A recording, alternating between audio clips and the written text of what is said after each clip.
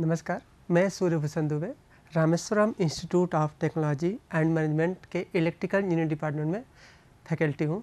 आज हम लोग सिंक्रोनस मशीन के बारे में स्टडी करेंगे। आज मेरा पहला लेक्चर है सिंक्रोनस मशीन का।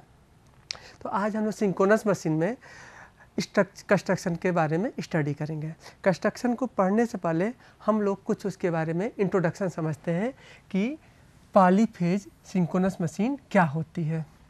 अब हमने यहाँ पर सिंक्रोनस मशीन इसलिए लिखा क्योंकि सिंक्रोनस मशीन मोटर भी होता है और जनरेटर भी होता है, इसलिए दोनों का चूँकि कंस्ट्रक्शन सेम होता है, इसलिए यहाँ पर हम लोग सिंक्रोनस मशीन के बारे में स्टडी करेंगे। अब क्या होता है, पॉलीफेज सिंक्रोनस मशीन एक डबली फेड एसी मशीन होती है। मतलब इसका मतलब डबली एक्साइटेड मशीन क्या होती है, इसके स्टेटर में भी सप्लाई दी जाती है और रोटर में भी सप्लाई दी जाती है, जिसमें फील्ड वाइंडिंग को डीसी सप्लाई दी जाती है। रोटर में क्या होती है, आपकी फील्ड वाइंडिंग होती है, और यहाँ पर हम लोग क्या फील्ड वाइंडिंग को हम लोग डीसी सप्लाई देते हैं। किसके थ्रू देते हैं, स्लिप रिंग के द्वारा दी जाती है। तथा आर्मेचर वाइंडिंग को एसी सप्लाई दी जाती है या ली जाती है। अगर ये मोटर होता है तो इसको एसी सप्लाई दी जाती है, अगर ये जनरेटर होता है तो इसको हम लोग क्या करते हैं, एसी सप्लाई इससे हम लोग लेते हैं। इसकी स्पीड कांस्टेंट होती है, इस स्पीड को सिंक्रोनस स्पीड कहते हैं। मतलब ये मोटर हो या जनरेटर हो, दोनों के कंडीशन में इसकी स्पीड क्या होती है, कांस्टेंट होती है, जिसको हम लोग क्या कहते हैं, सिंक्रोनस स्पीड बोलते हैं। अब बात करते हैं कि ये जो आर्मेचर वाइंडिंग कहाँ पर होती है। आर्मेचर वाइंडिंग जनरली क्या होती है, आपके रोटर पर होती है, और आर्मेचर वाइंडिंग जनरली आपके स्टेटर पर होती है और फील्ड वाइंडिंग हमेशा आपके रोटर पर होती है। लेकिन कभी कभी इसका उल्टा भी सत्य होता है। जैसे हमने लिखा, सामान्यतः आर्मेचर वाइंडिंग स्टेटर पे होती है और फील्ड वाइंडिंग रोटर पर होती है। जैसे हम लोग पिछले यहाँ पर देख भी सकते हैं कि यहाँ पर ये आपके क्या है, इस पर फील्ड वाइंडिंग है। फील्ड वाइंडिंग किस पर है, रोटर पर है, और आर्मेचर वाइंडिंग किस पर है, स्टेटर। ये आपका पूरा स्टेटर है, तो इस पर स्टेटर में क्या है, आपका आर्मेचर वाइंडिंग है। ये 99% ऐसा ही होता है। लेकिन यदि स्मॉल मशीन होती है तो इसका उल्टा भी सत्य है। लेकिन स्मॉल मशीन में इसका उल्टा भी सत्य है, अर्थात कि आपका आर्मेचर वाइंडिंग रोटर हो जाएगा और फील्ड वाइंडिंग स्टेटर पर भी कर दिया जाता है। लेकिन इसकी जो प्रोबेबिलिटी होती है वो बहुत कम होती है, 2 या 3% होता है। अब बात करते हैं कि आर्मेचर वाइंडिंग क्यों स्टेटर पर रखी जाती है। इसको स्टेटर पर रखने से क्या होता है, आर्मेचर वाइंडिंग स्टेशनरी होती है, और जो हम लोग सप्लाई ली जाती है वो हम लोग किससे लेते हैं, आर्मेचर वाइंडिंग से लेते हैं। अब बात करते हैं advantage of stationary armature winding. मतलब आर्मेचर वाइंडिंग को स्टेटर पर रखने से क्या फ़ायदा मिलता है, या उसको स्टेशनरी रखने से क्या बेनिफिट मिलता है, इस पर हम लोग बात करते हैं। पहला क्या है, स्टेशनरी हाई वोल्टेज का इंसुलेशन ईजियर होता है। अगर आप आर्मेचर वाइंडिंग की जो नंबर ऑफ टर्न्स क्या होता है वो बहुत ज़्यादा होते हैं। अब वहाँ पर क्या करते हैं, यदि आप उस पर क्या करेंगे, अगर आर्मेचर वाइंडिंग को रोटर पर रखेंगे तो उससे सप्लाई लेने में क्या करेंगे, आप स्लिप रिंग का यूज़ करना पड़ेगा। तो इससे क्या होगा, और उससे जो इंसुलेशन होगा वो क्या होगा, ईजी नहीं होगा। अब क्या हमने लिखा, स्टेशनरी हाई वोल्टेज का इंसुलेशन ईजियर होता है। मतलब उसको हम इजली से जितना ज़्यादा वोल्टेज बढ़ाएंगे उसका इंसुलेशन क्या होता है, उतना ज़्यादा बढ़ाना पड़ेगा।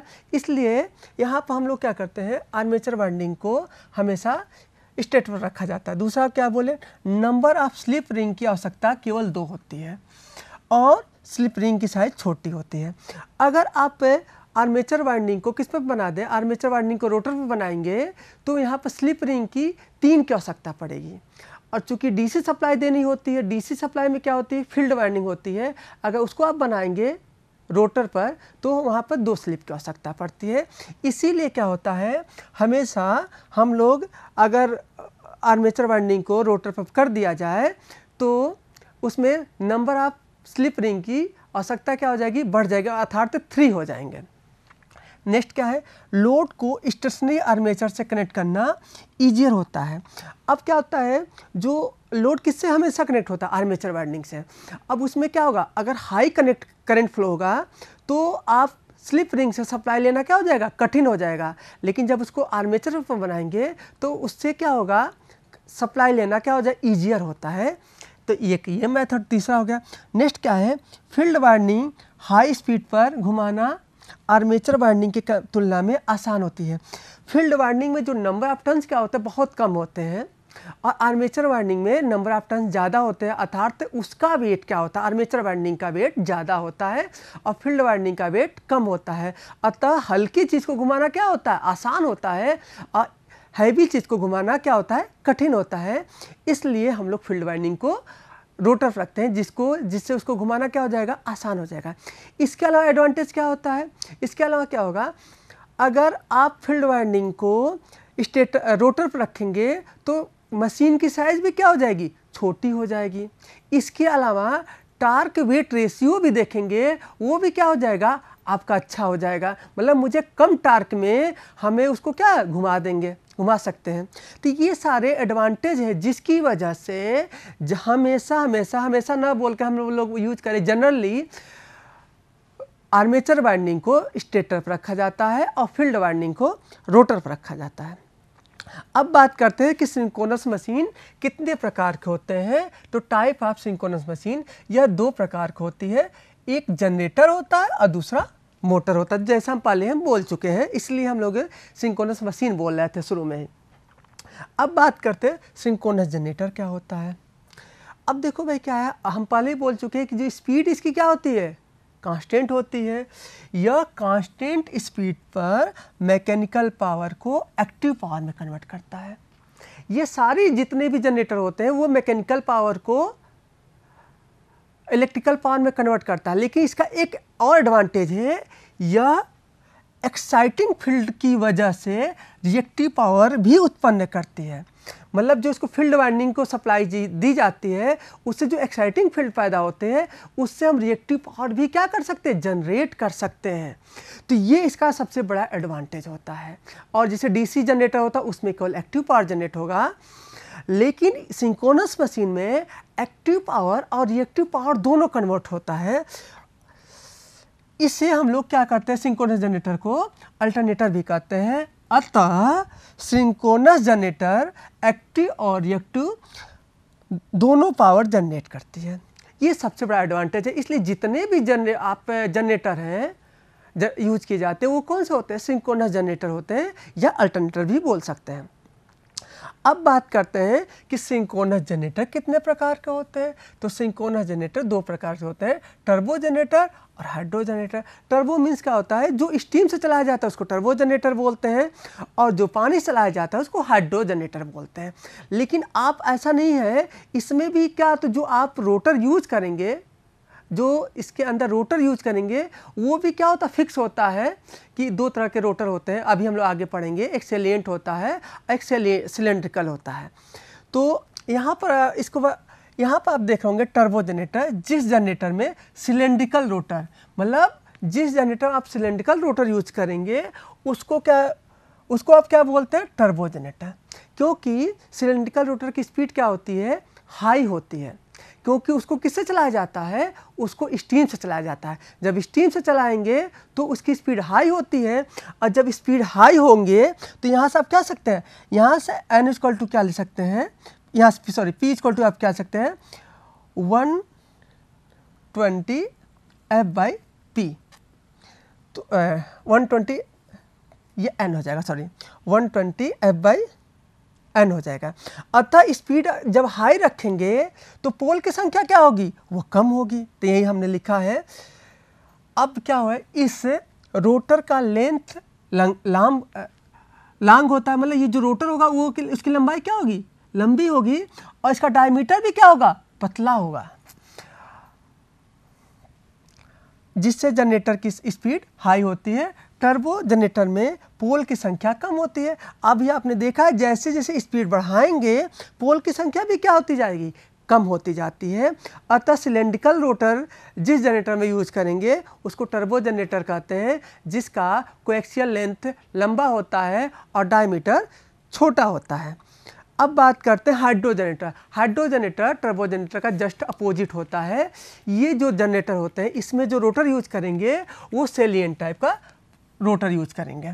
सेलिएंट टाइप में क्या होता है, इसका ऐसा कंस्ट्रक्शन होता है कि इसकी स्पीड क्या होती है, कम होती है, और जब इसकी स्पीड कम होगी तो उसमें पोल की संख्या क्या होगी, ज़्यादा होगी। वही बात किया गया है। और इसके अलावा क्या है, यहाँ पर जो इसका कोएक्सियल लेंथ क्या होगा वो छोटी होगी, और डायमीटर जो होगा वो क्या होगा आपका बड़ा होगा, और इसमें पोल की संख्या भी क्या होगी, ज़्यादा होगी। वो जस्ट अपोजिट उसका है। अब हम बात करते हैं सिंक्रोनस मोटर की बात करते हैं। यह कांस्टेंट स्पीड पर इलेक्ट्रिकल पावर को मैकेनिकल पावर में कन्वर्ट करता है, जिसको सिंक्रोनस मोटर कहते हैं, जैसा हम लोग जानते हैं। बट इसमें स्पीड क्या होगी, वो कांस्टेंट होगी। अब बात करते हैं कंस्ट्रक्शन, हम लोग टॉपिक पर आते हैं, कंस्ट्रक्शन ऑफ सिंक्रोनस मशीन।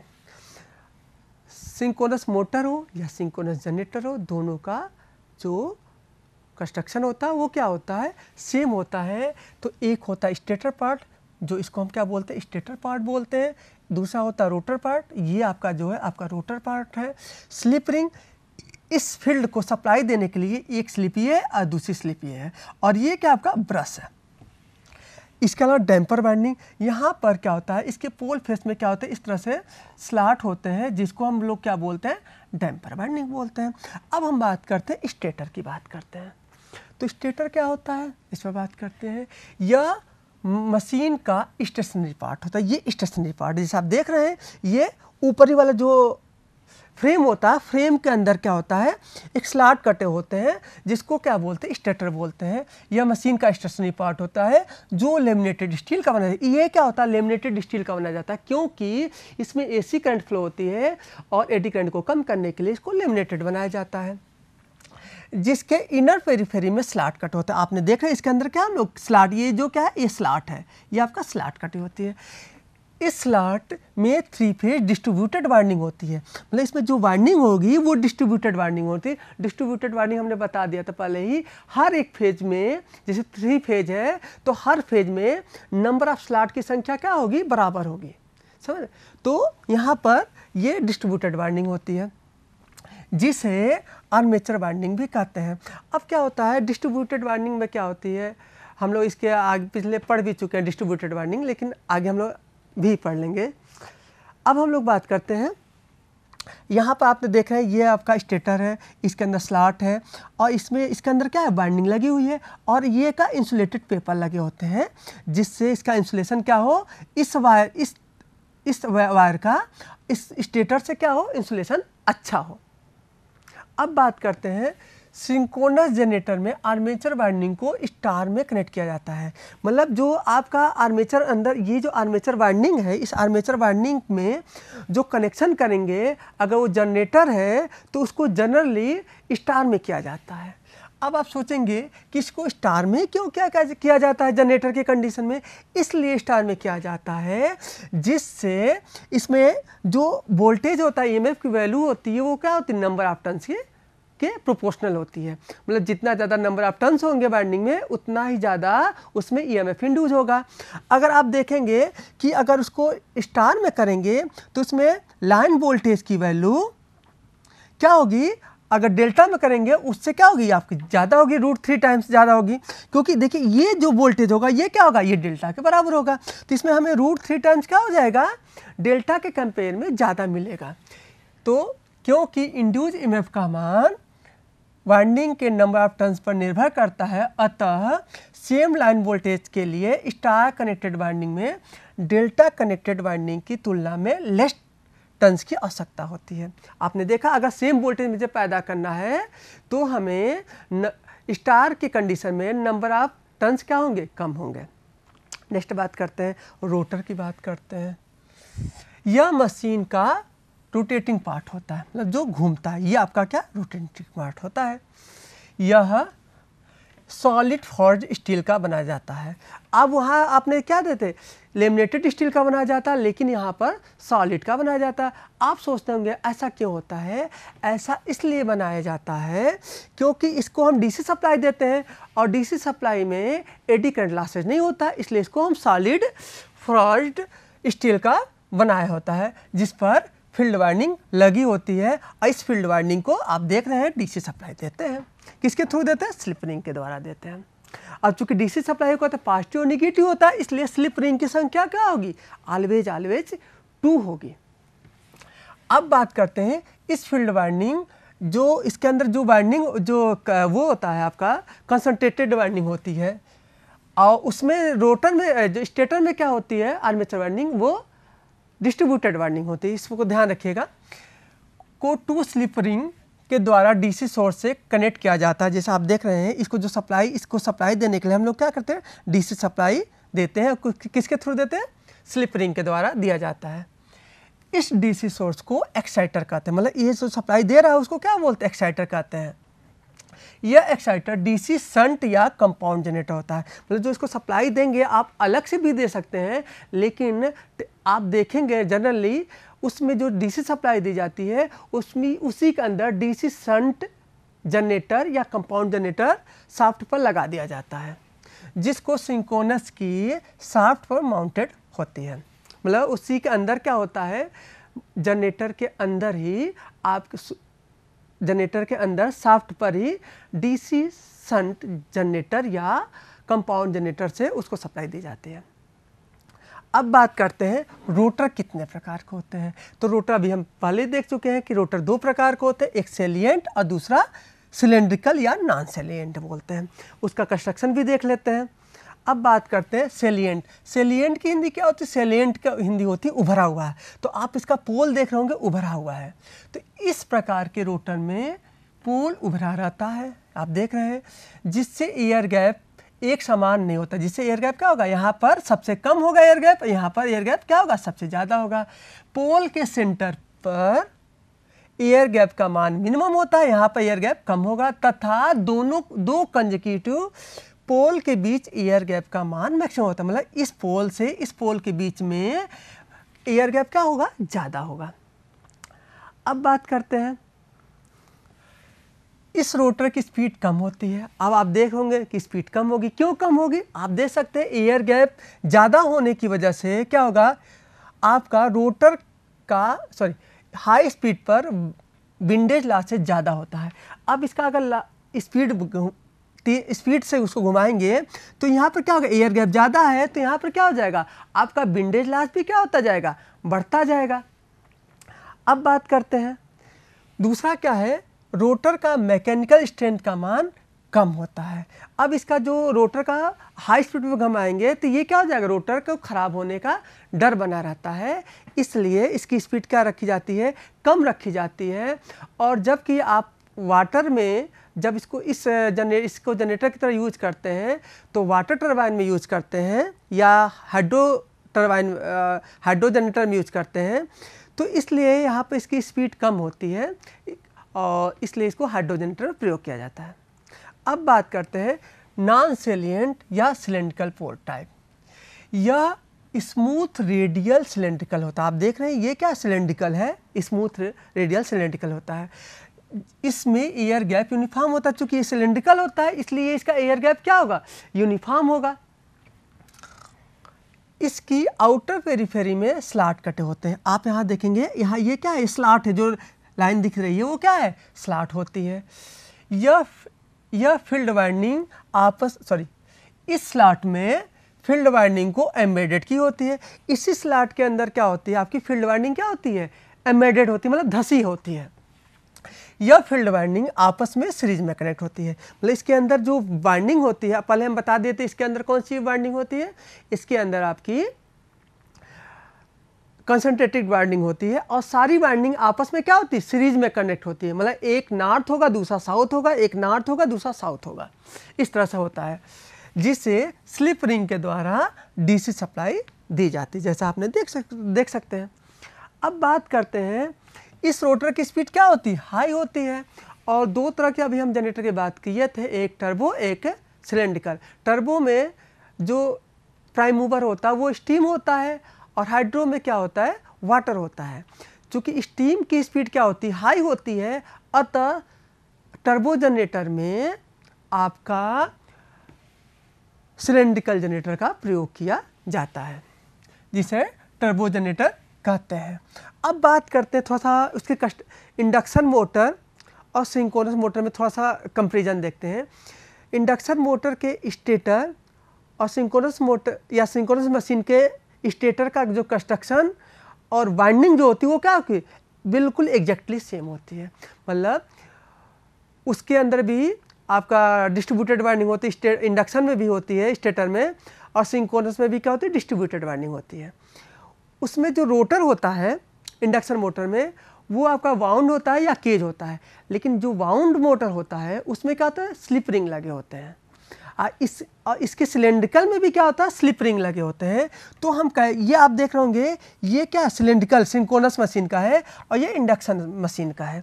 इसमें आप देख करके कैसे समझेंगे कि ये इंडक्शन मशीन का रोटर है और ये सिंक्रोनस मशीन का रोटर है। पहली बात क्या है, इसमें डीसी सप्लाई दी जाती है सिंक्रोनस में, अतः इसमें 2 स्लिप रिंग हो गए।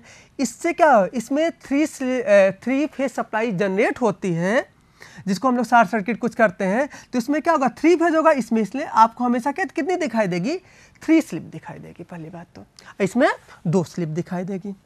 दूसरी एक बात और, इसमें जो वाइंडिंग होगी वो कौन सी वाइंडिंग होगी, डिस्ट्रीब्यूटेड वाइंडिंग होगी, इसमें कंसंट्रेटेड वाइंडिंग होगी। इसके अलावा इसमें जो स्लॉट होंगे वो क्या होंगे, तिरछे होंगे, इस तरह से तिरछे होंगे। इसमें जो स्लॉट होंगे वो सीधे सीधे होंगे। इसमें क्या होता है, लेमिनेटेड प्रयोग, लेमिनेटेड मटेरियल का बना स्टील होता है, इसमें सॉलिड स्टील होता है, क्योंकि इसमें एडी करंट लॉस होता है। इसमें एडी करंट लॉस नहीं होगा क्योंकि इसमें डीसी करंट होती है। एक चीज़ आपको और बताते हैं, किसी सिंक्रोनस मशीन में आपको 2 की जगह, 2 स्लिप रिंग की जगह 5 स्लिप रिंग दिखाई देंगे। या इसका मतलब ये है कि वो जो सिंक्रोनस मशीन है उसको मोटर की तरह यूज करेंगे, सिंक्रोनस मोटर को, और वो सेल्फ स्टार्टिंग होगा। मतलब उसके अंदर एक इंडक्शन के प्रिंसिपल पर सेल्फ स्टार्टिंग हो जाएगा, और जब वो स्टार्ट हो जाता है फिर उसको वो जो आपका 3 स्लिप रिंग है उसको हम लोग जो शॉर्ट सर्किट किया हो जाता है इंडक्शन मशीन में जैसा किया जाता है उसको ओपन कर दिया जाता है। तो कहीं कहीं पर इसकी ये बहुत कम दिखता है, लेकिन जहाँ पर लोड पर अगर सिंक्रोनस मशीन को स्टार्ट करना होता है वहाँ पर हम लोग यहाँ पर 2 स्लिप की जगह आपको 5 स्लिप दिखाई देगा। ये कभी का MCQ में पूछा जाता है, लेकिन जनरली इसका बहुत कम यूज है।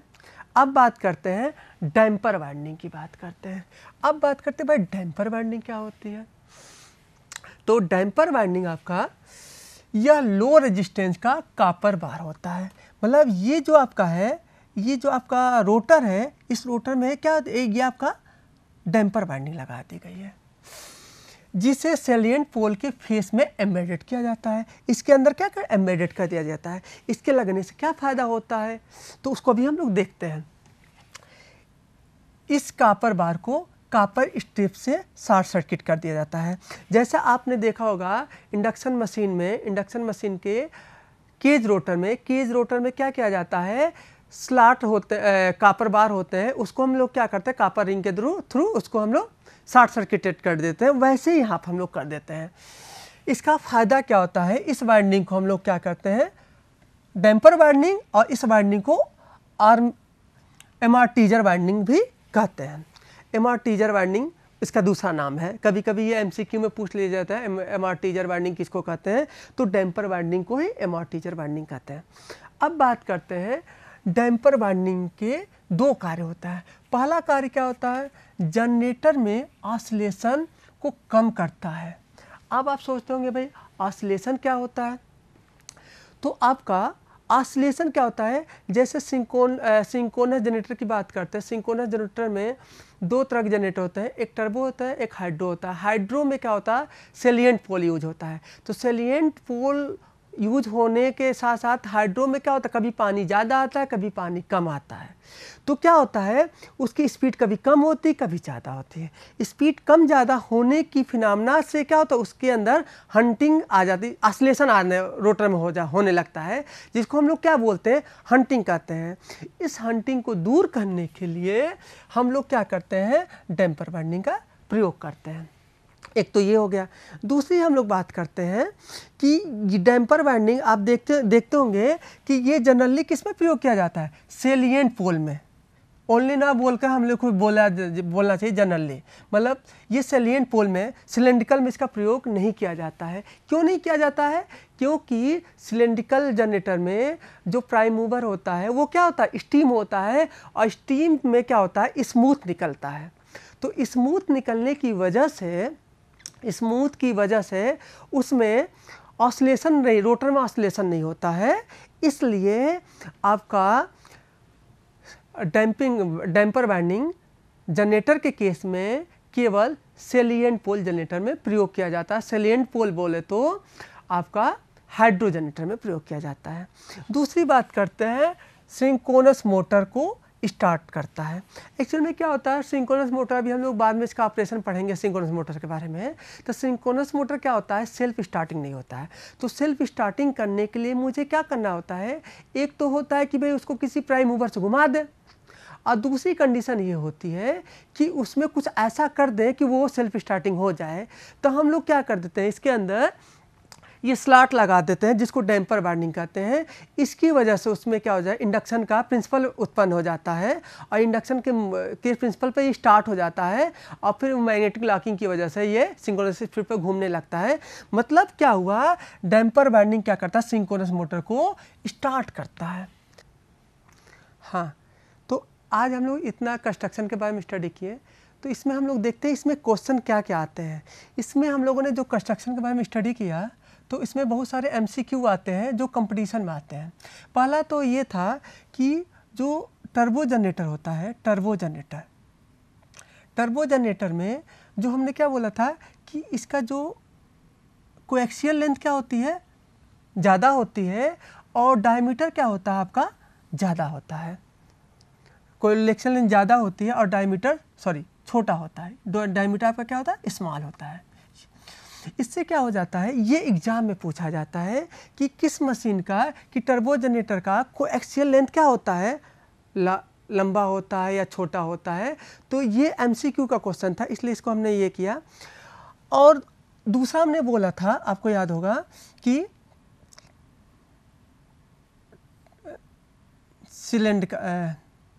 सेलिएंट बोले तो हाइड्रो जनरेटर की बात करते हैं। तो हाइड्रो जनरेटर में क्या होता है, इसका कोएक्सियल लेंथ छोटी होती है, बट डायमीटर क्या हो जाता है, बड़ा होता है। तो ये भी MCQ में होता है। अब आप ये यहाँ सोच भी सकते हैं कि इसका डायमीटर क्यों छोटा होता है, कोएक्सियल लेंथ बड़ा होता है, क्योंकि इसकी स्पीड क्या होती है, टर्बो है, तो टर्बो किससे चलेगा, आपका स्टीम से चलेगा। स्टीम से चलने की वजह से इसकी स्पीड क्या होगी, हाई होगी, और स्पीड जब हाई होगी तो F = Pn/120 से अगर हम बात करें तो यहाँ से क्या हो जाएगा, N = क्या हो जाएगा, 120 F/P। तो स्पीड आपका क्या है, ज़्यादा है, तो नंबर ऑफ पोल्स क्या होंगे, कम होंगे। तो नंबर ऑफ पोल्स कम होने के लिए हमें छोटे ही डायमीटर में काम चल जाता है। अब बात करते हैं कि सेलिएंट में। तो सेलिएंट को हम किससे चलाते हैं, हम लोग सेलिएंट को हाइड्रो से चलाते हैं, पानी से, वाटर से चलाते हैं। तो वाटर की जो स्पीड होती है वो क्या होती है, वो कम होती है। तो जब वाटर की स्पीड कम होती है तो यहाँ से फिर से हम लोग देखें N = 120 F/P। यहाँ पे स्पीड क्या है, कम है, तो पोल्स क्या होंगे, ज़्यादा होंगे। तो पोल्स को ज़्यादा करने के लिए हमें इस पर क्या करना पड़ेगा, पोल को ज़्यादा करने के लिए इसमें पोल की संख्या क्या करनी पड़ेगी, ज़्यादा करनी पड़ेगी। इसलिए पोल की संख्या ज़्यादा करने के लिए इसका डायमीटर भी क्या करना पड़ेगा, ज़्यादा करना पड़ेगा। इसीलिए आप देखते होंगे कि जो ये आपका होता है हाइड्रो में जो नंबर ऑफ पोल्स होते हैं उसकी संख्या हमेशा कितनी होती है, 6 होगी, 8 होगी, 10 होगी। और बात करते टर्बो में इसकी पोल की संख्या क्या होगी, 2 होगी या 4 होगी। मतलब 2 से कम तो हो नहीं सकती है। मतलब स्पीड क्या होगी, या तो 3000 RPM होगा, अगर बात करते 50 हर्ट्ज की बात करते हैं, या 1500 RPM होगा। तो इस स्पीड पर आपका क्या करता है, सिलेंड्रिकल जनरेटर या टर्बो जनरेटर चलता है। और इससे नीचे और इससे कम स्पीड पर आपका क्या चलता है, आपका सेलिएंट चलता है। अब बात करते हैं कि कंस्ट्रक्शन में बात करते हैं। तो कंस्ट्रक्शन में हमने देखा कि जो स्लिप रिंग कितने होते हैं। तो स्लिप रिंग आपके सिलेंड्रिकल में जो भी आप सिंक्रोनस की बात करते हैं उसमें स्लिप रिंग 2 होते हैं, लेकिन अभी हम लोग पीछे डिस्कस भी किए थे कि वो कभी कभी 3 होते हैं। 3 होने से क्या होता है कि चूँकि सिंक्रोनस मोटर सेल्फ स्टार्टिंग नहीं होता है, तो सेल्फ स्टार्टिंग करने के लिए उसके कई मेथड होते हैं। एक मेथड होता है डैम्पर बार, जैसा हम पीछे पढ़े थे, डैम्पर बार यूज़ करके। दूसरा क्या होता है, उसके अंदर इंडक्शन का 3 फेज डिस्ट्रीब्यूटेड वाइंडिंग कर दें, जिसकी वजह से उसके 3 स्लिप रिंग और बढ़ जाते हैं। और उसके एक जो जनरली यूज़ किया जाता है, किसी हम प्राइम मूवर से क्या करते हैं, उसको मूव करा दें, तो इसलिए उसमें 5 हो जाते हैं। तो आज के लिए इतना रखते हैं, फिर आगे। ओके, नमस्कार जी।